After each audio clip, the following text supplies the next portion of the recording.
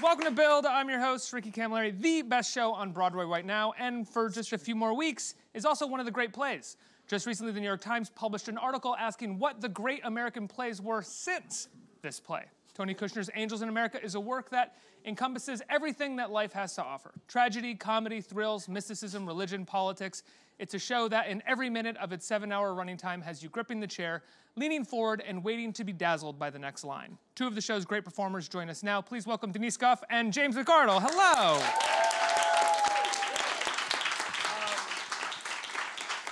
And not because you're here, and no offense to your castmates, you two were my favorite performances in the show. It's good that you said that. Us too. Right? This is gonna go really well now. You're my favorite in the show. You're my favorite, yeah. You know that. When you were talking earlier, I thought you were talking about Mean Girls. I was like, I saw it and I was like, this is genius. He's obsessed. I am. Really? Yeah, we have the soundtrack. I sing out. Like right across the street. And I sing out to them. I sing Apex Predator right out to them. In a kind of serenade. They ignore me. They ignore me terribly. And then you do Frozen. Yeah, I do the whole. He's I do the big whole into thing. musicals. I wanted to do. I'm stuck doing this serious play. Yeah, I wonder, do you feel stuck in such a serious play that whenever you get a minute, you're like, let's go see Mean Girls, let's go watch Jurassic Real World, Housewives. Real Housewives. Yeah. Is that what you do on your day off? Yeah, I met one of the Real Housewives of New York City at the Tony party, and I followed her around the room and thanked her for her work. She ignored Glenda Jackson. Yeah, Glenda no Jackson wants interest to in meet her. She's Glenda. like, Yeah, Ramona. oh, yeah. Oh no, it was Sonia. Sorry, Sonia. Did she know who you were? Did she know what Angels in America was? Does she know who anyone is? Like, it didn't Doesn't matter. need to. It doesn't need She's to. a I real just need her housewife. to be a real housewife. That's it. So this is, you're on what, year 2 now, right, of having done this show. You got 3 more weeks. What are you gonna do as soon as the last show is done, when you're done? Move in together. All of us. No, holiday, right? Holiday. Has the show been tough? I mean, I've seen interviews with you where, because you're coming from People, Places, Things, where it was all about me, so it was easier. I'm sorry. Angels in America is the People, hardest Places, thing. and Denise Gough. Yeah. That's what I call it. That's what he was. So the hardest part about Angels in America is sharing that it's not all about you? Yeah, absolutely. Come on, I'm not shy about saying that. I share a floor with her. Yeah. That's hard enough. Yeah.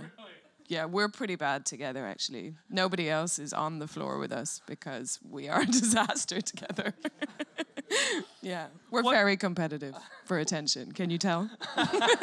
Is that what I'm makes you just a going to disaster? keep talking, but just to avoid him having to talk. Okay. No, I'm not. Sorry. I'm happy to be. Well, your characters don't really share any scenes together, right? No. We have one bit where you are what would you hallucination? Yeah. Where I'm on stage and she pulls faces behind me and I just think. There she goes again. Yeah, you but started we doing do something new now. just staring at you while you do You everything. kind of agree with me. as Yeah, well. yeah. Because he's really clever. Lewis is really clever. So Harper in that moment is like, oh, this guy, because Harper is really clever and politically she knows what's going on and everything. So she's quite interested in what he says.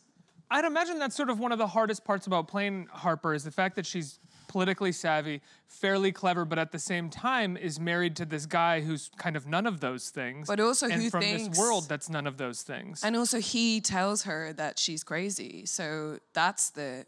You know, she's being gaslit through the whole thing. So she's like, no, I know. Like, he makes this big speech about what Reagan has done for America. And she's like, I don't think that's really good.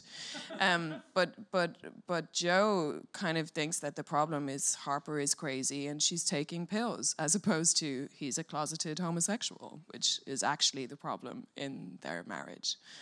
And Lewis's big problem is that he's sort of unwilling to accept a lot of the things that, or deal with a lot of the things that are happening around him, and he's retreating. You deliver that great monologue on the bench at one point where you're going over all of the things that are wrong in the world and all of the politics, and it's so obvious from the beginning of that monologue that this is just about him and the stuff that he's not dealing with yet. It's probably like 5 pages of details about the world. 23 minutes long, the whole thing.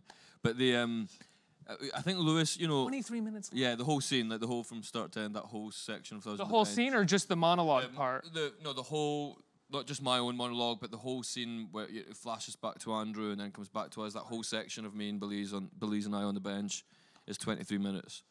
On a good day. I was just about to say exactly that. Come to Saturdays and it's God, 50 minutes long. 3 years.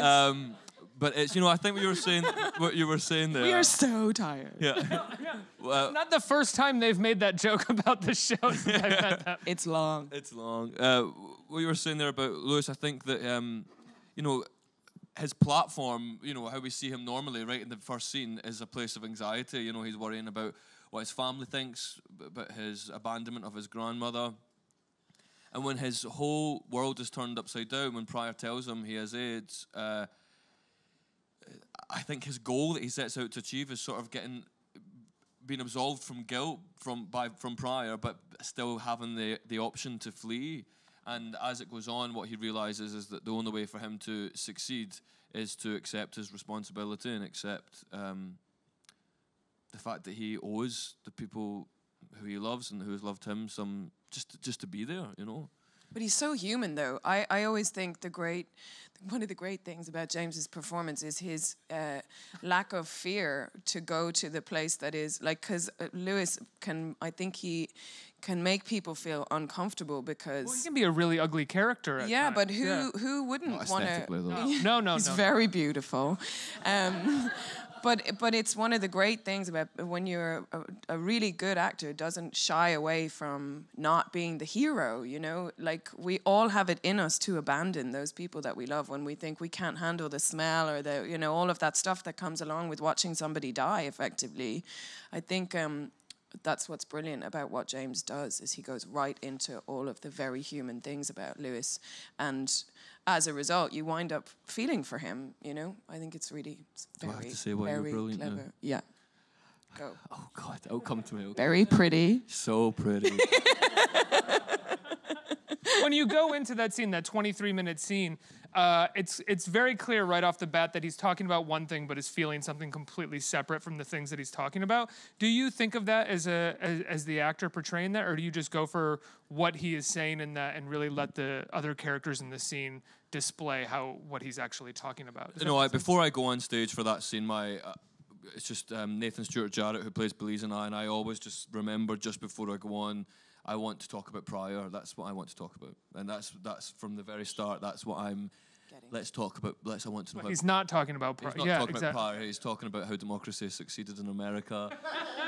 Do it now. God, what? Watch. I'll be Nathan Stewart Jarrett. Oh God, better. That's he wants Belize to talk about Pryor. So right from the get-go. And he gets into such a muddle talking about how if you're black in America, you still have a chance of political equality or economic equality, and you know Belize is black and is just he lets him sort of dig himself this huge hole, and then at certain amazing points just gets him, you know. Yeah. But the whole time he just wants to. The question right at the end is, how is he? Please tell him I love him. Can you do that? And that's. The question he wants to ask at the beginning, not why his democracy succeeded. And takes him 23 minutes to get there. Yeah, exactly. With a play like Angels in America and a writer like Tony Kushner, I really mean what I said at the top, that you know you are leaning on the edge of your seat waiting for the next line, because each line is just more brilliant than the last. As an actor, how much do you find a lot of your work is kind of taken care of for you because the writing is so clear and has such I wouldn't say obvious intention, but clear intention?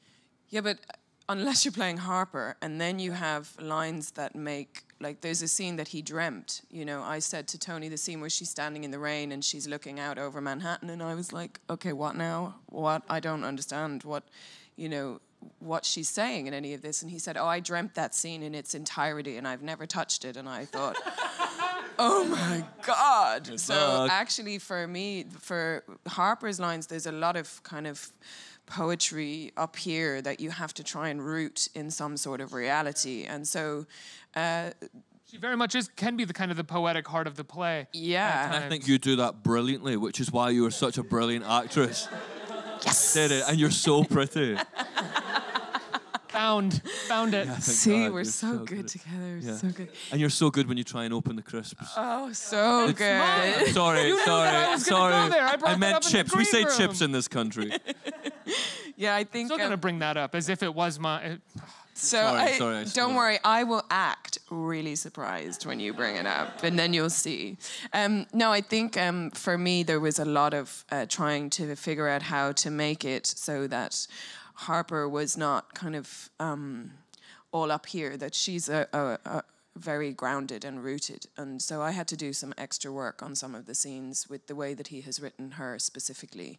But when I listen to any of, like, his writing is superb, so we get a lot for free. But I still think you can do it badly, as I'm sure some people have sat through productions that aren't on the edge of your seat. And that's all There's a rhythm to Tony's writing. It's he's music. a musical background, you know, and he can... Yeah, it's amazing. So when if you one don't comes obey off the rhythm, it's awful, you know. Yeah. Like, and it's 7.5 hours long, and it has to propel, you Yeah. know, like it has to keep going forward. yeah. And So you can't be indulgent Yeah. either. You can't make it about you. You have to understand the nature of what you're doing in terms of in your scene. You're getting ready to pass the baton to the next people in the next scenes. You I know. have to say, like, you can't be indulgent about Yeah. the It's just emotionality of it. can't You be have to kinda- indulgent. Shut up and Yeah. move on. Yeah. Like, But also, that's just acting in general. yeah. Don't You know, be indulgent. all art in general. Oh, just stop. Hurry up. Yeah. Say it fast. Yeah.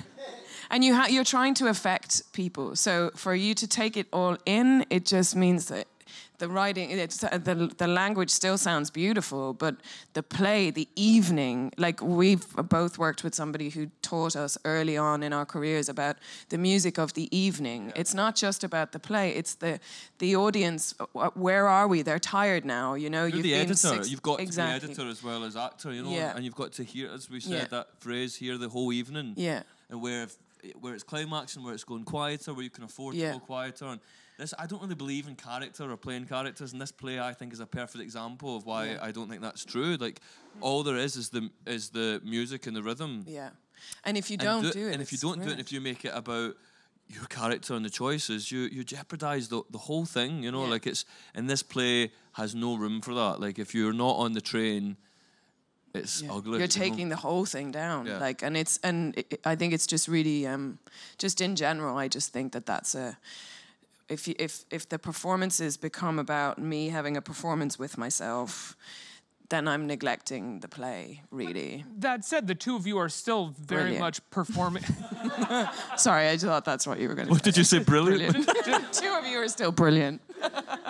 You are still performing as other. I mean, you are still playing characters to a degree. I mean, you're not playing. Yeah, of course, but you're not just. You can't just be responsible for your own character. You're responsible in theatre. You're responsible for an evening. So it's like you're all creating a rhythm together, and that's that's. I don't mean that like I'm not playing someone different like Lewis, but what I mean is when sometimes you hear actors talk about, well, how would Lewis feel? Or Lewis doesn't exist. He is a made-up song that the writer has written down, you know, and he serves the evening. You're not there to sort of figure out what Lewis did when he was 6. Who gives a shit? You know, to find out how Lewis propels things you're there forward. to what is the choice the protagonist is making, and how does that advance the story forward, and make sure you do it and get a laugh. Can I ask, so is that where you guys come from when you're doing things outside of Angels as well? Like if you sat down with a director who was like, let's figure out the backstory for this actor, would you be like, all right, but I really don't fucking want to? Yeah. But it's also if that's how you work, then by all means you do that stuff at home. That's your homework. Sometimes you can pretend. Some directors you just have to pretend like. Just I like to work. I imagine fast. when they were 6, they had a toy. It meant a lot to them. Yeah. The wheel got broken. The director's like, yeah, because my concept, and you're just like, I don't find it very helpful. I find what's helpful to me is to get to a point where we're all running together. So to spend too much, I believe in doing research and all of that stuff and whatever you need to do to help you. But if my process involves getting everybody to call me a different name or, talk to me in different accents, I just don't understand that. I find that, and we've been really lucky on Angels because that's not how people work on it, which is great. You watch Nathan Lane, he's in and out of it. It's really. It's not about that on Angels, but I think just in general, any work, it's like the music of the evening. How are the audience doing? Are we telling the story to the audience? I don't need to pretend like, I don't need to know what I've had for breakfast. Do you know? I find all of that gets in my way. Especially in the theater, you know? For lack of a better word, it's a group of practical actors. Yeah, right? I guess like, so, yeah. Yeah.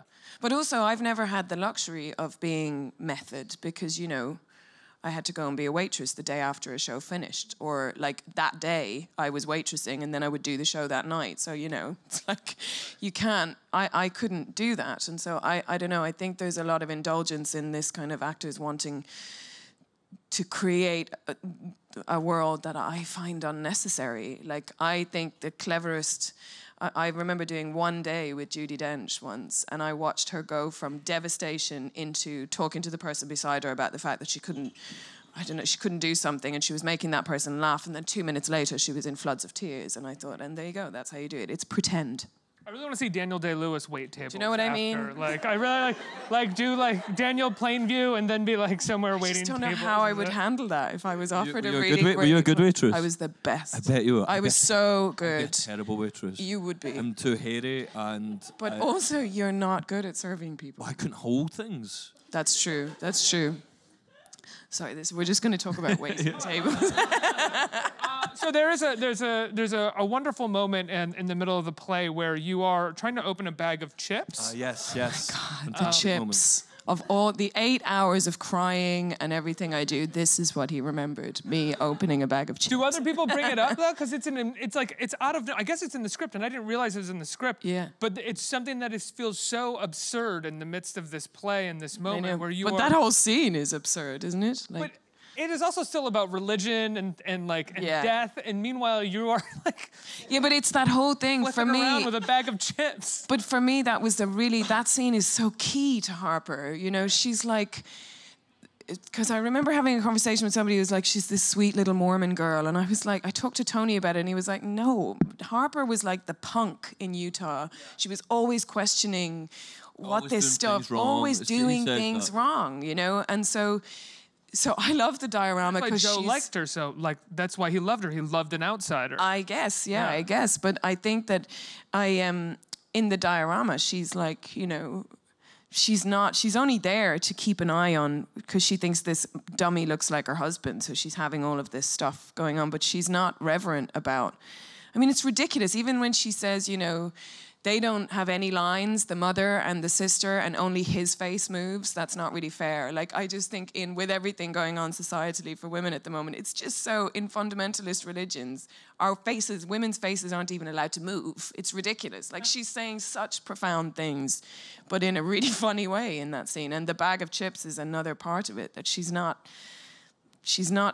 of, she doesn't care about this thing that's happening.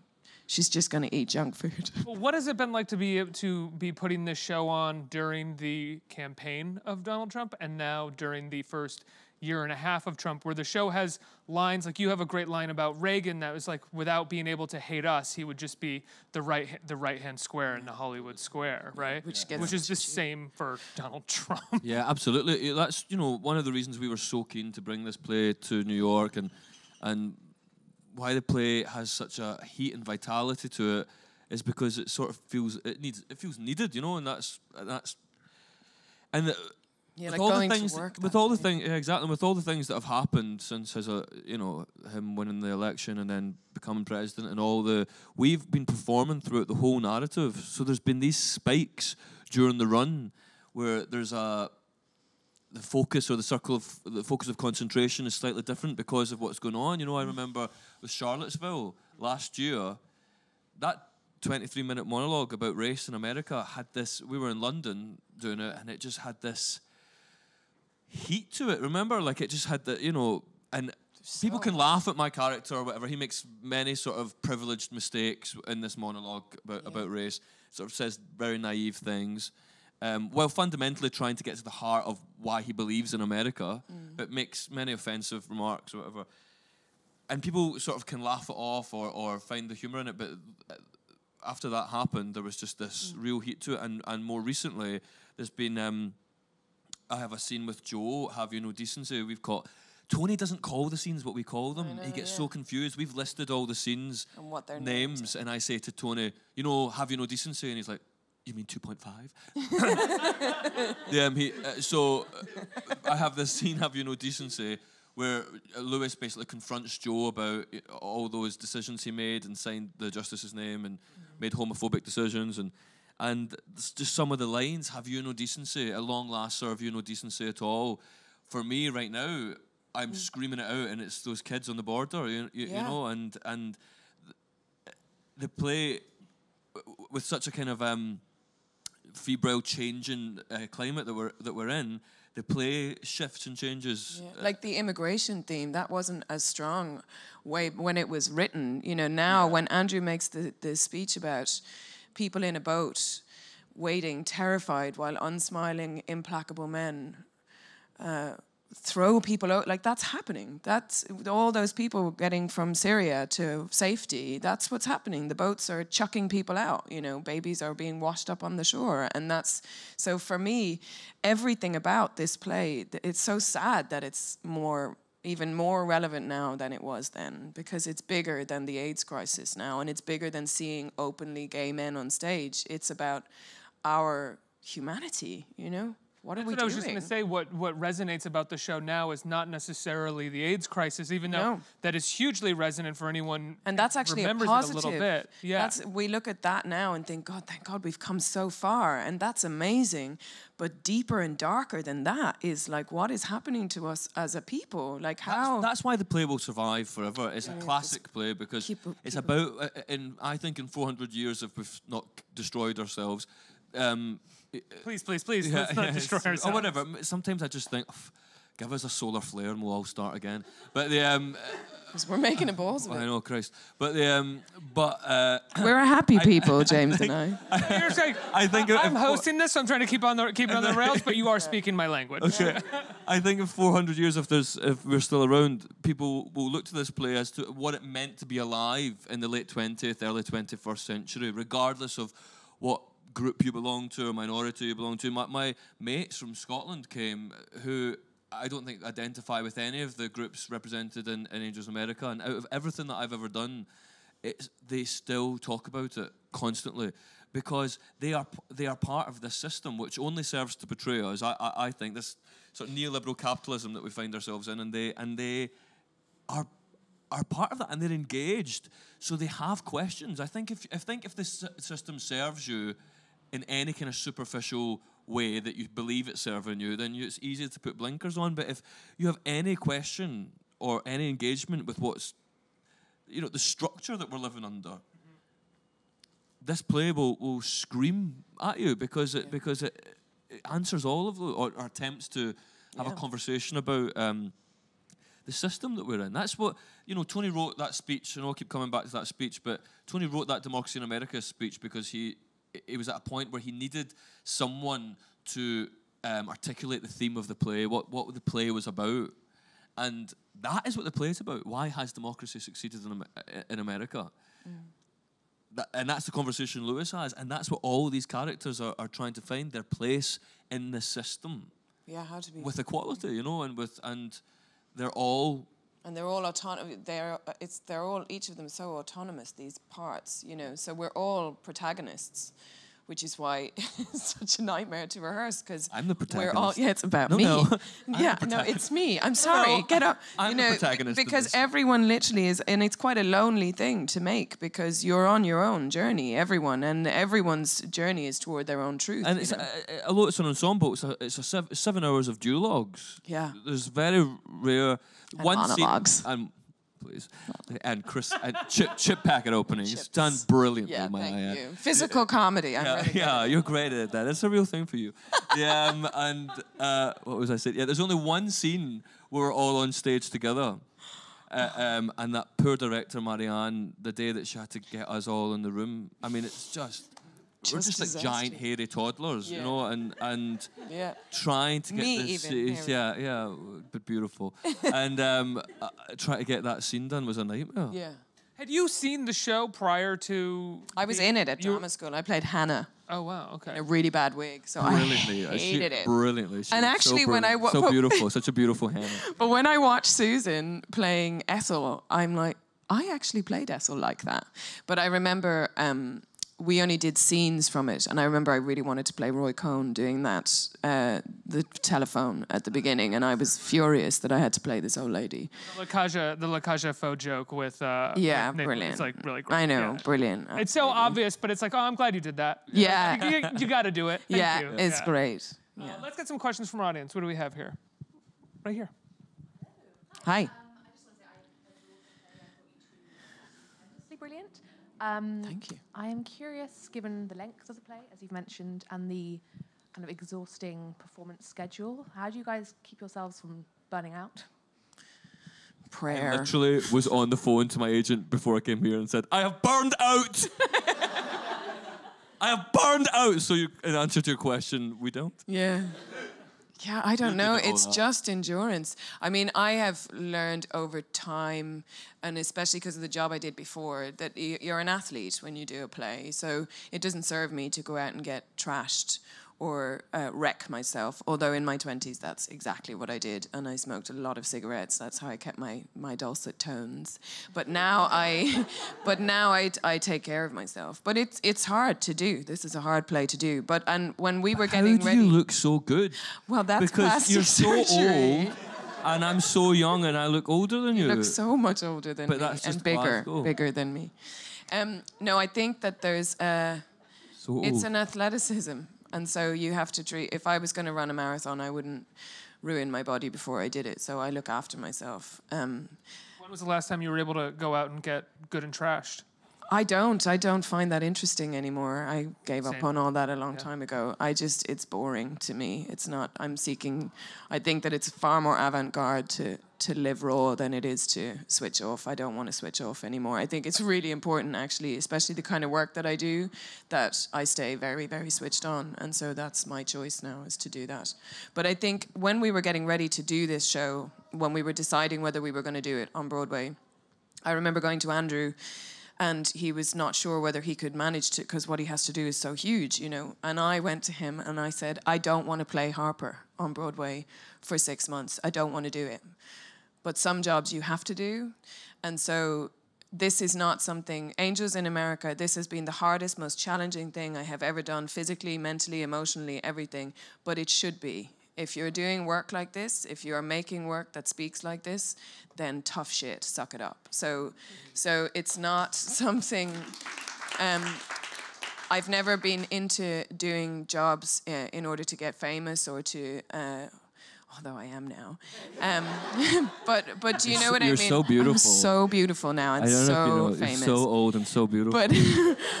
But some jobs you have to take because it's important that you do them. But my God, am I looking forward to finishing and going to a beach, you know. Would you also say that even though it's the most draining emotionally, physically... It's also horrible the most, doing it's Angels. the most satisfying? Are you satisfied and as fulfilled by it? I don't know.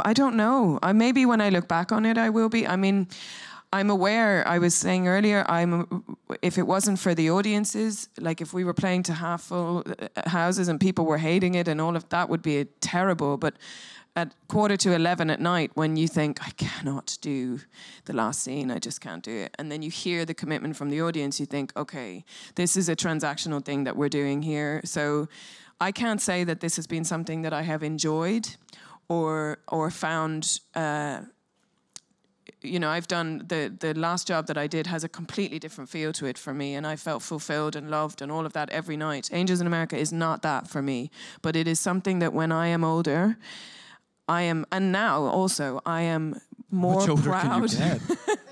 But I am more proud of doing this job and getting through doing this job and at what we have had to do, this family of people, what we have done, than anything else, I think, because, like, there's some jobs I think you just have to do. Like, it's not really a question. It's not about enjoying it or being, How can you say no to someone Angels comes in and asks you to America? do Angels in America? Like, well, we Donald started... Trump is the president in New York. Yeah. If you don't do You're it, an why are idiot you if acting? you don't. Really, Yeah. I just think, really, Yeah, not what's to sound the earnest point? about it, but it is true, isn't it? It's sort of like, why else? This is it. I mean, this is surely what did this you is why become you an want artist to be an for? actor. Yeah. Yeah. So like, there's kind of no. I've never really thought, am I enjoying this? I just No, me thought neither. like, well, you need to do that. You're doing it, yeah. Yeah, because we all had to uproot our lives too, you know, and come to another city, and it's a whole different ball game over here, and so. Yeah, I'm glad that I did it, but I haven't. It's not an enjoyable thing, you know. And also, short-circuiting the kind of woman Harper is every day is not fun. My body doesn't know that I'm pretending, you know. My body is going, why am I traumatized, and why are you fighting with this man all the time? Like, it's going to take a lot of recuperation after this to get back to, like, feeling like myself again. Like, I'm sort of an aggressive lunatic at the moment in my time off. I am. What? What do you want? I don't understand. No, you're lovely. You're lovely. But I find it difficult. Like people's experiences of New York for you though. Have you just grown accustomed to New York? Yeah, at I this will point? never ever live in Manhattan again. I mean, that was I can't live in. I will live in Brooklyn. I think I'm just better a little bit away from the city. This just gets me kind of crazy. And you know, I'm doing this on stage and then doing this at home. So. It's like, just go live in Fort Greene, you'll be fine. There is something transactional about the audience, though. I will say at the end of Millennium Approaches, when the first part ends, the theater is electric. You've been sitting there for 4 hours, and you kind of expect everybody at the end of a 4-hour play to be kind of like, oh, okay, that's over. Like, let's go home want more. now. It's amazing. Everybody's desperate for more. They're craving it. It's an incredible amazing. feeling. You know, one of my favorite stories I've heard from people who have seen the show is a friend of mine. When we did the London run, we did the Senti Live thing where the film gets broadcast out to cinemas. And this is my favorite story from the whole thing in terms of that we were saying about the transactional nature from the audience. My friend went to this cinema in a cinema in Glasgow in a really, really poor working class area. And the cinema was full. And I thought that was totally incredible. I just did not expect that. And he said everyone was cheering and laughing. And then the thing that really got me is at the end, all these men were holding hands, leaving the cinema. And I just couldn't ever imagine that something like that happened in that area. And to see that, well, to know that had happened. And, you know, I was in London and that was happening there, and it had made that impact. To me, that's, you know, I love the audiences that we get. That's why I love NT Live. I love the audiences that we get here. They're a certain demographic, and that's fine. They should hear the story too. But to know that an audience that either couldn't have afforded to come down to London and see it, or to come to Broadway to see it, had a way of seeing it and gave them the courage to change something, you know, is really that's what actually the play is about as well, and it's what Lewis talks about in Democracy in America. And they all talk about that amazing speech with you and the Mormon mother about taking the entrails out and stitching them back in. The play is about change, and can you change? Can we change? And if we are going to change, then we have to accept our responsibilities. And how painful that is, and too. And that's what I mean. There's not going to be an easy change. There's not going to be an easy solutions to immigration reform, comprehensive immigration. It's not going to be easy.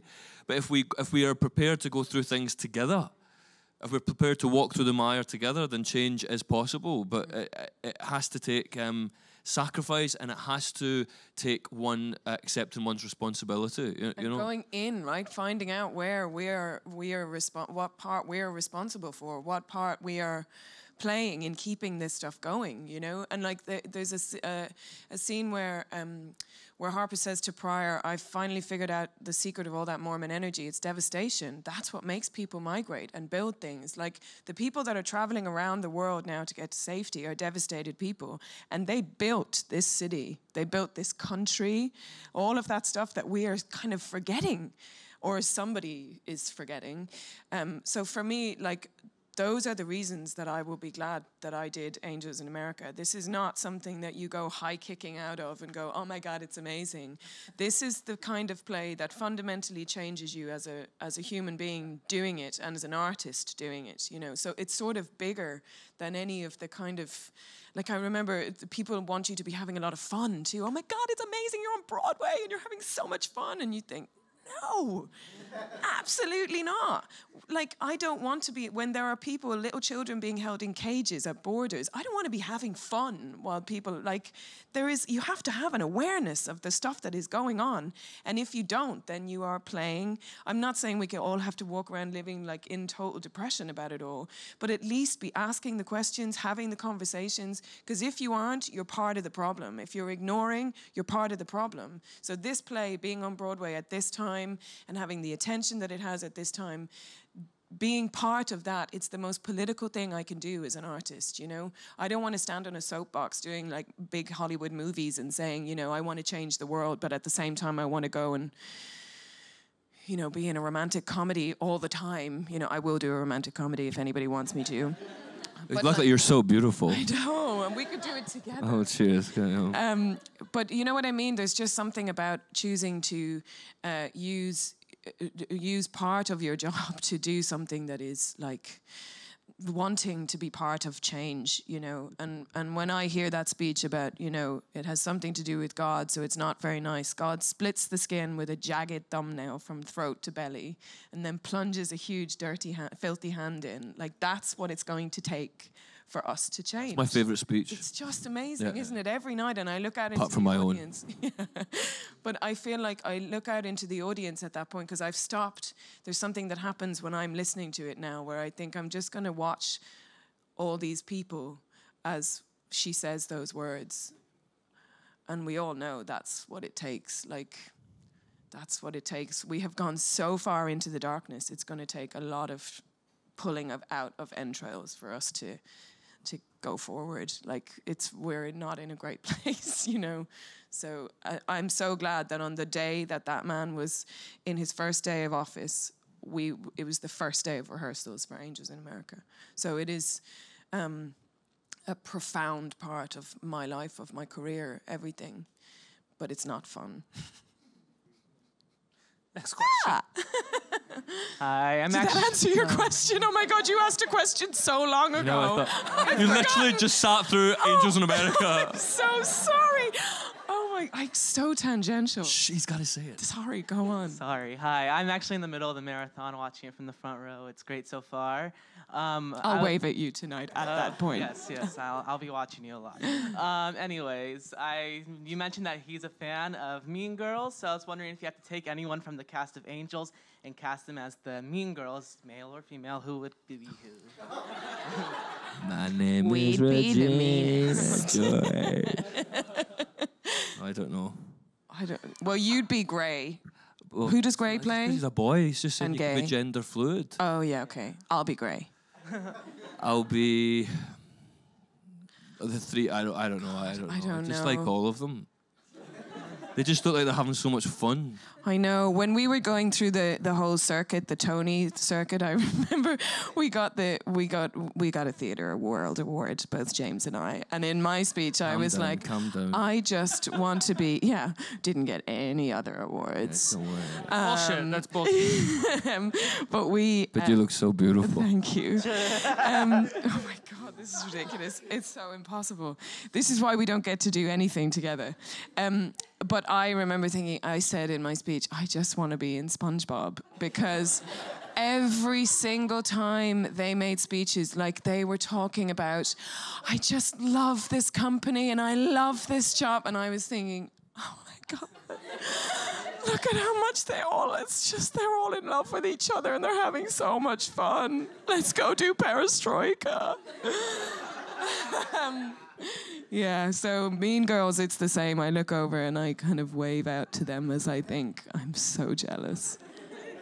Do you ever see them like, hi? Yeah, Because you're kind of walking in. Yeah, it's like, it's going to be fine. I mean, for all of this, we're saying all of this, but like I've said, you know, this is, it's like it's sort of a thing that bonds us all together forever anyway. Like, it doesn't all have to be fun. I wouldn't be seeing any of you after this. I will say this, as much as the play is a marathon for you guys as actors and is kind of a slog, one of the things, and I don't know if I've said this yet outside of backstage with you, that I was so shocked about when I saw it for the first time was how funny and first and foremost entertaining the play is, as much as it is tragic and as much as it is about very serious themes. national themes, if you will. It's a gay fantasia on yes. national themes. But It is people still- forget the gay fantasia People part still of forget it. that it is Fantasia. Don't you want to see a Fantasia? And it's Yeah, really... but apparently there was a group of women standing outside the theater before we opened, and, and she said, this woman went, "Oh, look, Nathan Lane in a gay Fantasia. I bet it's hilarious." And I just thought, welcome in. Come on. Good Bring all luck. your friends. very funny in it. But that's why it works, because like if you were to, you know, it's like I couldn't be somebody if you were to do it the way that I'm talking about it. I'm so serious about everything, but you can't have a play like this that bashes people over the head with this stuff. That's not going to work. We have to be able to also laugh in the darkness. There are about jokes things. on, I think, every page of this script, even know. in the most I bring them saddest out. I moments. bring them Yeah. out for sure. But our rehearsal Specifically your process, character. Yeah. our I rehearsal had to work, I process. brought them out. But you remember the rehearsal process, though. AIDS. That's what we keep saying. What scene are we doing next? AIDS. the scene about AIDS. Who's got it? Everyone's got it. Got it. Like, oh my God, maybe that's not going to go down to it. But that's how we got through. But you know that the whole the only way that you get this tragedy and the humanity is if you've made them laugh. If you don't, if they don't, they're only invested if they're laughing and they're with you and they understand the joy of it, and that's the only Laughter way. is how people empathize initially, But right? it's also that's the thing about the evening as well, you know? If an evening is filled with that, oh God, it's this dead. interview. You just, you're in fault, real sorry. trouble, though. But if an evening, like I remember doing a play where I just thought the writer was so kind. There was a moment in the play where it was so devastating, and I could feel the audience going, "Oh my God, this is awful." And then in the next moment, the writer had written something that made the whole audience laugh. And I thought, and that is how they stay with the story, because you're not... It's not hitting them. It's like including an audience in a conversation about things. You know, the audience are the final thing. So you throw the ball, and that's what laughter. You know, you get all this response back. It's all part of the rhythm of the evening. They have to see themselves up there as well. Yeah. The reason they're in the dark is because hopefully they're seeing themselves up there. Apart from my dad, who just saw Pumbaa from The Lion King. All After he 7.5 hours, he just said, "You didn't tell me Big Pumbaa for The Lion King was in it." And I said, "Nathan Lane? Oh, you mean Timon?" I said, "He plays Timon the meerkat." And he turned to my mum and was like, "I told you it was Timon, and you're telling everyone it's Pumbaa." And that was all he said. I think we have time for one more question. Hi, so... Oh, wow, I like that Wow. walk up and everything. I feel like That is this how you is- ask a question, ladies and gentlemen. Thank you. So our final question is going to come from an online viewer. Oh, okay. Alex wants to know, on your days off, if there was any Broadway show you would like to see, which would it be? Oh, I wanted to see three tiny tall women. That's what I call it. But the tickets were $350, and I thought, I can't do that. So I didn't see that. And also, I did. Really? You can't send an email? You're on Broadway. No, you would think, right? You Yeah. would think that, right? Yeah.